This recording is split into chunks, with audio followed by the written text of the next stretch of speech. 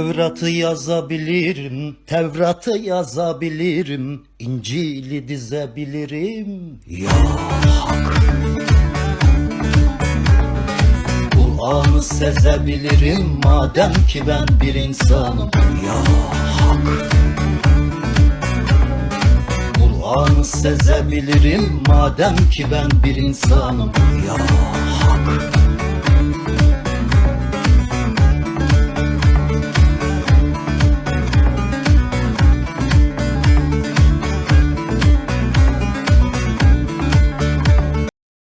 शब्द औपचारिक है। आवश्यक चीज अस्तित्व की गश्त है। दूसरे शब्दों में अस्तित्व सार है। यह एक वास्तविक कारण से एक गुप्त बंधन से जुड़ा हुआ है जो अस्तित्व में चरणों से गुजरता है। यह प्रथम कारण से भी जुड़ा है। यह प्रथम मन अर्थात ईश्वर का कारण है। यह शब्द सत्य को, पवित्र को ढकता है और संदेह को समाहित करता है। सत्य पवित्र है। शब्द भले ही कितने भी महान लोगों से आया हो, शब्द उस समय की भाषा है। दूसरी ओर समय वास्तविकता की पुरानी स्थिति है। यह उस रूप की तस्वीर बन जाता है जो उसने समय में लिया है, और शब्द समय की तस्वीरें हैं। पूजा लोगों की न्याय के प्रति प्रतिबद्धता का समारोह है। वास्तव में ये दोनों औपचारिक है।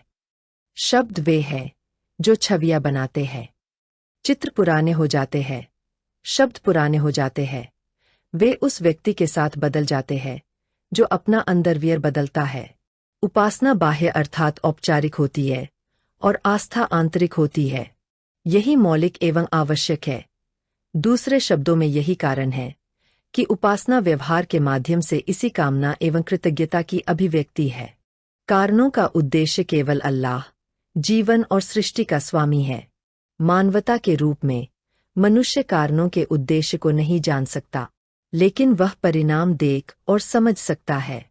उदाहरण के लिए, एक व्यक्ति जो अपनी आंखें बंद करने पर कुछ नहीं देखता, वह हर चीज को नजरअंदाज नहीं कर सकता।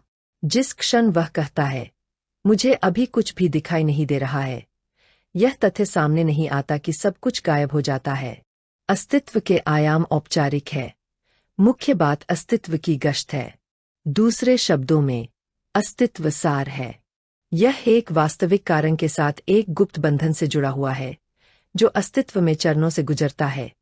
अर्थात अस्तित्व की दुनिया में पदार्थ की सीमाएं मौजूद है। तापमान एक प्रकार की ऊष्मा की माप के भीतर मौजूद नहीं है। एलेविज्म प्यार में एक विश्वास है। इसका मतलब है कि अस्तित्व एक संपूर्ण और एक हिस्सा है।